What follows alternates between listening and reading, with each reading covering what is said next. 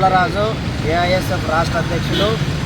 ఈరోజు కేంద్ర ప్రభుత్వం ఎంతో పటిష్టాత్మకంగా ఇవాళ విద్యార్థుల భవిష్యత్తును లేదా విద్యార్థులు ఎంచుకున్నటువంటి ఉన్నత విద్యారంగానికి నిర్వహించే పరీక్షల పట్ల ఎంతో విశ్వాసంగా నిర్వహించాల్సినటువంటి పరీక్షలను ఇవాళ ఎన్టీఏ సంస్థ చేతుల్లో పెట్టి ఇవాళ ఆ సంస్థ పలుమార్లు తప్పు చేస్తున్నా కూడా అదే ఎన్టీఏ సంస్థకు ఇవాళ పరీక్షా పేపర్లు ఉన్నత విద్యారంగానికి సంబంధించినటువంటి ఎంట్రన్స్ పరీక్షలు నిర్వహించాలనేటువంటి అనుమతులు ఇవ్వడం ఇది సమంజసమైనటువంటి అంశం కాదు.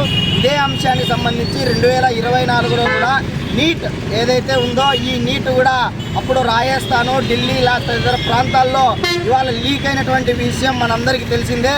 మరి ఈ విద్యా సంవత్సరం కూడా ఇదే ఎన్టీఏ సంస్థ నిర్వహించినటువంటి నీట్ పరీక్షలు ఇవాళ లీక్ అయ్యాయి కాబట్టి వాటిని రద్దు చేస్తున్నామని చెప్పి ప్రభుత్వం ప్రకటించింది.